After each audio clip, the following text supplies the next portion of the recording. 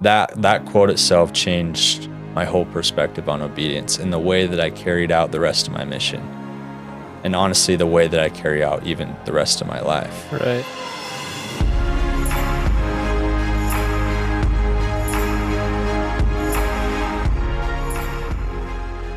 All right, we are back, and today we have a very fun and exciting video. I got my brother Dylan on. What's up, How's it Dylan? going, guys? Good to see you, bro. Thanks for chatting with me today. Oh, There's so many awesome things that I would love to talk about with Dylan. He's a great example of someone who not only tries so much to be like Jesus Christ throughout his life, but taught me in a lot of ways how to be a good missionary. He was on his mission when I started my mission, and seeing him serve in the way that he did definitely inspired a lot of my learning how to be a missionary. He helped me out a lot in those ways, and so I wanted to have him on to talk a little bit about preaching my gospel and talk a little bit about his experience as a missionary, but also just kind of serving in general. Dylan, give us a little bit of a background, why you chose to go on a mission and where you went and what that experience was like getting onto the mission. Yeah, great intro, by the way. Thanks bro. for the hype. It's nice of you to say. Yeah, I mean, ever since I was little, I've always wanted to serve a mission, and it was always a big goal of mine. Our dad, I guess, always spoke highly of his, and so it was always something in the back of my head that I wanted to do. I grew up with a lot of anxiety growing up that kind of brought a lot of fear into my life, especially when it came to the mission. Even though it was always something I wanted to do, as I got older and, the decision that I had to make to serve kind of brought that fear as well, as well as that excitement. And it was no smooth ride. I didn't just submit my papers and have a testimony right away, but I gained a pretty strong testimony my senior year of high school, and I knew for sure I needed to serve a mission. But where I was at with my mental health was kind of in a question of if I was able to serve a full-time mission. I could barely leave my parents' house for a week, let alone 2 years. And so I'm a twin. I don't know, for those of you who don't know, but my twin brother started his papers, and it was always my goal to try and serve at the same time with him, right? Like the whole classic, serve with your twin brother, open the calls on the same day, go to similar locations, leave the same day, stuff like that. But it wasn't really in my reality. Just the more that the mission came close, I'd always talk to my parents, like, this is what I want to do. Right. But with talking with other professionals, we weren't sure if it was the right option for me. So lots of thoughts and prayer, but I ultimately decided to move forward with the process. I had a mentor of mine, one of my doctors that I see, because I was kind of indecisive about it, because I'm like, I don't know if I can do it. And he's like, well, just make a decision and move forward with it, and God will let you know if it's the right thing. If he puts things in your path, then it's maybe not the right time. And so I started my papers, pretty soon after that. I started them, I think, in June or July. Jackson had already had his call at this point. Right. So I was pretty bummed I wasn't able to open it with him. But and things honestly went way smooth. Like, honestly, too smooth. From that on out? Yeah, to the point where it, like, scared me a little bit. Like, I didn't know if you were almost, like, waiting for God to, like, maybe tell you that it's not the right thing. Yeah, or like something would get in the way. And so, I'm like, oh, like, I actually have to do this, And I remember, like, the night I went to meet with my stake president, I'd already met with my bishop, and things were going well. Got my dentist and my doctor appointments, all set up and went well. And I literally had finished the process within, I don't know what it was, like 2 weeks. So I met with my stake president, and before the close, he's just like, hey, like, I know you feel like good about this, but I think it's best that we maybe go out and seek some professional advice and letters to send with your missionary paperwork. before we send it to church headquarters, because he says what usually happens with cases like you who have some mental health history is you submit the papers and then they end up sending them back, and that just adds a lot more time to the process. He's like, let's just do it now. We should be able to submit it in a week. So I'm like a little frustrated, but I'm like, you know what? Like, it's fine. I'd put my availability date for September of that year. And long story short, all those reports ended up taking an extra 3 weeks, which was a lot longer than I anticipated. This was back, in the old days where they'd send it in the mail.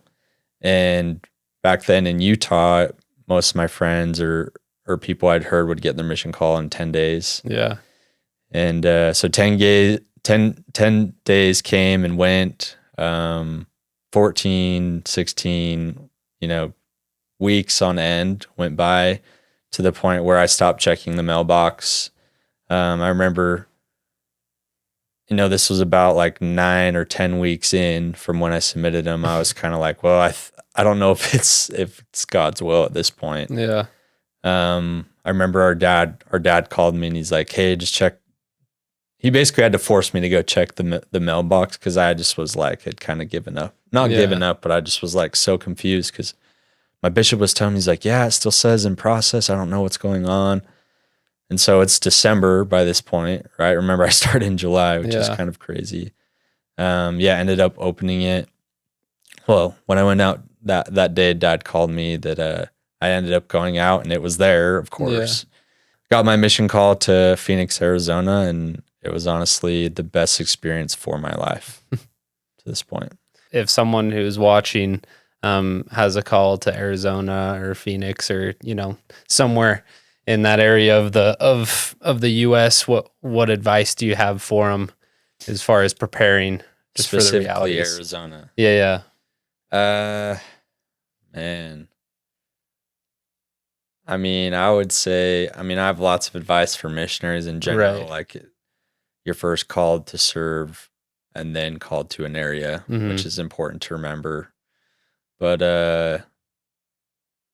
in terms of prep for Arizona, I probably would have worn sunglasses more often. Really? I think my eyes are fried because of how often I was in the sun. Dang. And my eyes got worse. And then, bring the typical things that happen in the sun, bring your sunscreen, drink lots of water. I feel like every answer to every problem in the mission was to drink water. Yeah. Cool. Yeah, 126 was the hottest I saw. It's just insane. Kind of insane. I would have died. It got hot in Virginia, but nothing like that. Yeah. Something that I just kind of thought of that I think a lot of missionaries preparing to go on missions are dealing with and will deal with, that you have dealt with, is anxiety, and the expectation and the pressure and the homesickness, and like it's such a reality of going on a mission, because for most of us it's kind of our first time away from home and it's very jarring. But something that was so cool to watch you see, we grew up together and I saw you deal with those struggles earlier on in your life, but then when you got on your mission, it was almost like the Lord took that burden off of you in a lot of ways. Obviously you still dealt with it and things like that. And it's funny because the same experience happened with Olivia, my wife, because she has a lot of those similar battles with anxiety. It's so real. But when she went on her mission, it was almost removed from her. Sure. She was focused, that she had plenty of other problems and struggles, but that wasn't the main one, And so I don't know, do you have anything to speak on that? There's a lot of advice I could give probably at another time, another day, personally, one-on-one with anxiety. I think there's just a lot of things that help me, but I totally agree with you. Maybe my experience was similar to Olivia's in the sense of, like the scripture in Mosiah where it talks about how he eased the burdens that are put upon your shoulders, that you cannot feel them even upon your backs, even while you're in bondage. Definitely have a testimony of that. Yeah. It was funny, even right before I left on my mission, I was dreading it, right? Because I'd seen my two brothers go, and it was so emotional and so heart-wrenching and this and that. And the week of, it's so weird. Like, not that it wasn't hard, but like you're saying, I literally felt a burden lifted. Hmm. And like you're saying, it's not like I didn't experience anxiety at all, but for sure, I had way worse anxiety before and since I've been home than I ever did on the mission. And I feel, to me, like that's because of my Savior Jesus Christ and his atonement for me. Like, my mission president would always say, the Lord qualifies whom he calls, right? And I felt evident of that for sure, Yeah. being out there. No, that it's so powerful hearing that from you, but it's so true. I mean, even callings within the church or just our purpose in life. Like we're always confronted with these situations that we think we can't handle. But especially in a missionary environment, like the Lord has promised us that, he'll help us get the job done. And not only will we get the job done, but we'll have a good time doing it. For sure. And something I just want to emphasize with this too, who may be watching this, who maybe didn't feel that way, where they feel like the burden was lifted, because it's not always the reality that that's everyone true. feels. Sometimes I wouldn't say God puts it on you, but he allows it to happen where you experience anxiety. Maybe even some people come home because of the new anxiety they experience on the mission. So in no way am I discounting or discrediting that, but yeah, it definitely, that's where I really gained the power of the atonement for sure. Yeah. I wouldn't say the first time, but it was very apparent. Yeah, that's actually a lesson I learned as well on the mission is I only really knew the redemptive side of the atonement, like repenting and what that can do for me in my life. And that was awesome, but I never really realized like the enabling power. Yeah. And that was something that you just experience on a whole new level when serving a mission. One of the main reasons I wanted to talk about, and maybe we can even just kind of wrap up with this, is obedience. You've always been a very obedient person by nature in a lot of ways. And I think that that's blessed you in a lot of ways, but you would even argue that maybe it's, hurt you at times and battling with, that struggle of right from wrong or good, better, best and knowing the balance. But tell me a little bit about that. And then we can maybe read a couple things and preach my gospel that support it. Well, I'm going to start out with the story, and then you mind if I just read that quote? Yeah, that's perfect. So just to kind of give you some context of the type of missionary I was, I mean, Noah kind of prefaced that, I've always been a pretty obedient person. I wouldn't say I took pride in it, but I just naturally kind of always would do what I was told. Always like to do the right thing. I think that's one of my gifts from God for sure. It's the gift of obedience. And so on the mission, it took a whole new meaning for me, as I kind of already prefaced with my story, getting on a mission was a big process. And so I just never really understood why missionaries were disobedient. It like bugged me to the ends of the earth. Like I couldn't understand why someone would be disobedient. And so I was, pretty strict when it came to the letter of the law of mission rules. I was the type of companion who would set a timer the minute we walked in the door for lunch, like, oh, we're only supposed to have 30 minutes for lunch. And like when the timer goes off, we go back and we do our study, right? And I think part of that is good for maybe certain companions, right? Just learning the discipline and whatnot. But not that it caused contention, but I just had lots of conversations with companions because in my opinion, God put me with a lot of companions who were not necessarily more loose, but just brought a little bit more energy to life. I was getting very robotic and had gotten called out even a few times by a few of my companions. And I remember this was probably like 14, 16 months into my mission. I was put with this particular companion who my mission president actually told me was gonna become his assistant the next transfer. So he's like, hey, I want you to prep him up for it. And he told me this, and Oh, and wow. whatnot beforehand. But yeah, we we were playing. I was transferring to his area, and he, played basketball growing up, and found this group of guys in one of the wards that we served in who would play early morning basketball. And I don't know if this is still a rule, but in the missionary handbook, you aren't allowed to play full court basketball. So we get there, and of course we show up and we're playing full court basketball, and my my natural, tendency is just like, oh, we're not supposed to be doing this. We're so stressed out, right? Yeah. And that was an instance, and we had a decent conversation. Like, I'm like, hey, I told him, like, hey, I just don't feel like we should be doing this. Like, it says we should only be playing half court. And not that he was justifying, but he's just like, hey, this is kind of how I see it. And so it was really good. And then I remember a few weeks later, we ended up having a lesson with this person we've been trying to get in contact with who wasn't a member. And we got into their house at like, they hit us up like, hey, come over. We have some extra food.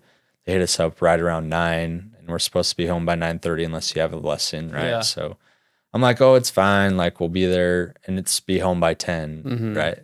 Be home by 10 if you have a lesson. Is what I thought. Oh, yeah. 9:30 if you have a lesson. Yeah. 9 if you don't. Okay. So we get there like 8:45, and it's going really well. I'm feeling pretty comfortable because I'm like, oh, we just have to be home by 9:30. Yeah. Should be quick. And long story short, we end up leaving at 11 o'clock. And I was like, you could just, I can't even imagine just being a fly on the wall in that room, because you could probably watch my whole body language. And I'm just like, I'm just so ready to get out.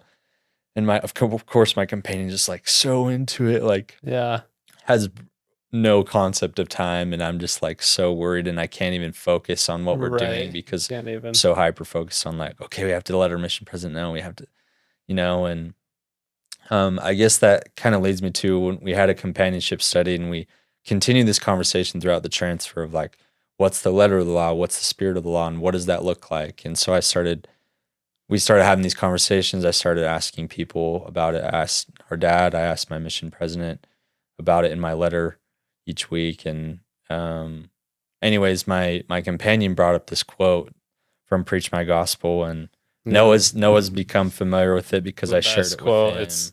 It's arguably one of the best quotes in Preach My Gospel for sure. Yeah. Chapter 4, yeah. Yeah, chapter 4 at the end. It's seek and relying on the Spirit. And with my anxiety, I feel like I always had a hard time deciphering between, was it my anxiety to just try and decide to do something, or is it the Spirit prompting me to do something, right? Yeah. And my companion read this quote to me, so I'll just read it. It's from Dallin H. Oaks. It's near the back, and it says, "A desire to be led by the Lord is a strength, but it needs to be accompanied by the understanding that our Heavenly Father leaves many decisions for our own personal choice. Personal decision-making is one of the sources of growth we are meant to experience in mortality. Persons who try and shift all decision-making to the Lord and plead for revelation in every choice will soon find circumstances in which they pray for guidance and don't receive it. For example, this is likely to occur in numerous circumstances in which the choices are trivial or either choice is acceptable. We should study things out in our minds, using the reasoning powers our Creator has placed within us. Then we should pray for guidance and act upon it if we receive it. If we do not receive guidance, we should act upon our best judgment. Persons who persist in seeking revelatory guidance on subjects on which the Lord has not chosen to direct us may concoct an answer out of their own fantasy or bias, or may even receive an answer through the medium of false revelation." So fire. Super, super profound. And this, I feel like this was just describing me, because I was always in this indecisive state, like, oh, should we stay with the person or should we go home? Like, what's more important? And obedience became just brought on a new meaning to me then and then in my life. I remember one of my mentors, John Hatch, that he said to me before I left on my mission, he's like, when he talked to me about obedience, he says, I've never been obedient than I am. I've never been as obedient as I am right now, which has always been profound because he's like, well, I'm not listening. I'm not living the mission rules. I'm not doing all these things I was doing. And you would say, like, maybe you're the most holy when you're on the mission. But I think obedience became my quest of trying to understand what the spirit of the law actually meant. I mean, it's why Jesus Christ came to the earth, right? To fulfill the law, to get the Sadducees and Pharisees out of living this, take certain amount of steps and not eat certain things and do that, because I think that's the whole purpose of obedience, is to unlock freedom in your life, which is honestly where the Spirit dwells, right? So the letter of the law is kind of the guidelines that guide us, but once that we master them, it allows us freedom to experience higher things, to experience higher revelations, to gain more understanding of things that God would have us know. And that quote itself changed my whole perspective on obedience and the way that I carried out the rest of my mission. And honestly, the way that I carry out even the rest of my life. Right. And I remember like some of the feedback my mission president gave, because I asked him the question, like, how do you balance between having fun and doing and following the rules? And he goes, when the Spirit is there, it doesn't matter. Yeah. Right? If you're having fun and the Spirit is there, that's what you should be doing. Right. If you need to follow the rule and the Spirit is there, that's what you should be doing. Yeah. And I've just learned, like, the Spirit is the teacher, right? It's the third member of the Godhead. It testifies of Jesus Christ. It's the one that guides all our actions, and that's super important for us. It really is. Not necessarily relying on the rules or on having fun like this or that, but kind of like this quote is saying, learning to decide. And then something he also said is, remember that revelation is 90% information, 10% inspiration. I think a lot of times we think it's that percentages is way different. Or like the opposite. Where it's like, oh, I'm just going to pray and receive guidance, but you have to do the work in order for God to speak. Yeah. And I think that just made me realize, like, okay, I have to learn and understand what these laws mean, at least from a missionary standpoint. But then even when I'm home, it's like, what do my covenants mean? What's the purpose behind the covenants? What do they promise me? What not only can I gain from them, but how can I use them to become a better disciple of Christ? Right. And then lastly, kind of tying this all together, I remember asking my dad a similar question of, like, how do I balance the Spirit and the letter of the law? And he had a pretty cool analogy that he gave me in terms of soccer, because that's kind of my background. I played a lot of soccer. And he's like, well, when you're in practice, you practice something a specific way and you do it very deliberately, very intentionally, focusing on specific skills. But when you get to the game, you just kind of do it without even thinking. Yeah. Right? You're not going to do it the exact same way that you practice. Yeah, well, it's just like it's muscle memory. You've learned to adapt to the situation. Yeah. You're not going to be so stingent on, like, okay, when I get to this spot, I'm going to cross the ball. Right. It's like, no, if a guy's right there, I'm going to dribble past him, or I'm going to cut it back and then cross it. It's like learning to adapt, and I think that's what the Spirit of the law is. It's learning to figure out how to, one, use the basics. You have to live the commandments. You have to live mission rules to understand them. But once you've mastered them, you then learn how they apply to adapt to the situations that you're in. Yeah. And that's where the Spirit kind of comes into play. Wow. Dang, that's so well said. I love that analogy. I've never heard that before. The doctrine of Lance. Yeah. Yeah, it's some profound wisdom. He's got a lot of it. There's so many awesome things that you covered there.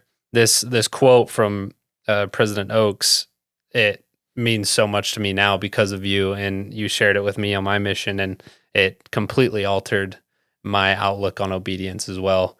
And I think back to Elder Bednar talks about this all the time, because people constantly are asking, when on the topic of revelation, is it me or is it the Spirit?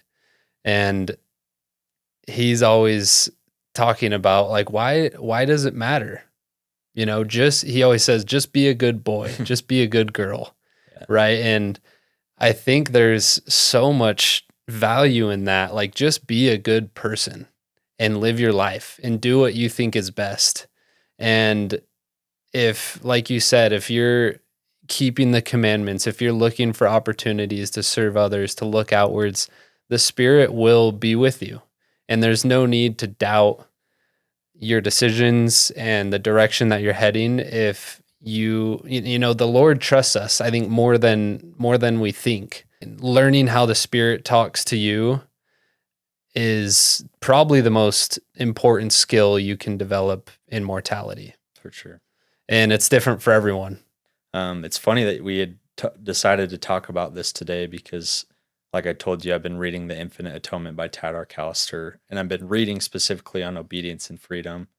And he brought up this quote. I wish I had the book so I could read it, but he actually quotes, I can't even remember this name. I think he's like a filmmaker, producer, and he talks about God and the commandments. But he just essentially said, there are two freedoms: the false, where one is free to do what he likes, and the true, where he is free to do what he ought. Mm. And then Tad Arcalister adds, commandments are no more restrictive to the spiritual man than street signs are to the motorist. Neither prohibits our progress. To the contrary, they enhance it by serving as guideposts and directional signs to help us find and reach our destination. Dang. Which, our whole purpose, if you're a missionary, you're going to be a missionary, you learn that God's purpose is to bring to pass the immortality and eternal life of man. Moses 1:39. And the more that we focus on that, we learn that the commandments and mission rules, like, they really just unlock your potential. Mm-hmm. They unlock who you are. And to your point of learning how the Spirit speaks to you, I had a prompting of something that I wanted to do when I heard President Nelson speak, because I know he has a yellow pad that he keeps next to his desk. But something that I do, just because I'm not as old school, and everyone has their phone on them, I literally have pinned to my home screen a little notepad, and I call it Revelation 2015. 2015. 2000 Revelation 2025. And I've actually done it. This is my third year in a row. Oh, dang. Doing it. And Lydia, I just put on quotes, things that I like, spiritual or not. Sometimes there's actions like reach out to so-and-so, or, oh, I need to act on this idea. Or even for my work, it's like, use this in this session, or bring up this with this person, or, even to the point where it's like my dating life, like reach out to so-and-so, or follow up with so-and-so, or do this activity. Yeah.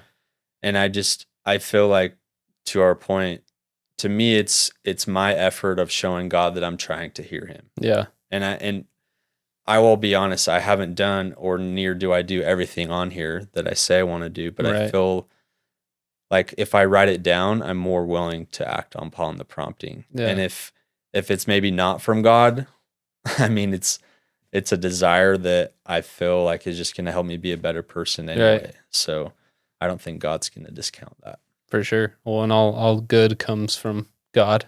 Yeah. Right. And it all. So I guess that's like an application that anyone could take. Like, maybe pull out a phone, and when you have those thoughts, when you get out of the shower, when you're driving, like, obviously be safe, but pull it out and just write it down. Like, yeah. Can't tell you how many times I'll like write things down. Right. So, it's funny because a lot of the times you write it down one time and then it answers a prayer or gives you guidance down the road looking back on it. And I think that's why, journaling and all that, any sort of documentation can bless your life. And thank you, Dylan. That is so well said. There's so many things to take away from this conversation. In addition to his invitation, I also want to invite you all to open Preach My Gospel. I'm going to end most of these videos by doing that because I want to make Preach My Gospel cool. It's such a great resource for not just missionaries, but for all members of the church and people just trying to further their discipleship. That quote that Dylan read is on page 110 of Preach My Gospel, so you can give that a read. And this is in chapter 4. Gives you a lot of awesome practical ways to learn how to rely on the Spirit and learn how the Spirit speaks to you. But awesome, Dill. Thanks for coming. Yeah, thanks for having me. pretty fun. Appreciate it. We'll do it again for sure. Yeah, let's do it. Okay. Thanks for joining. We'll see you on the See you next guys. video. Peace.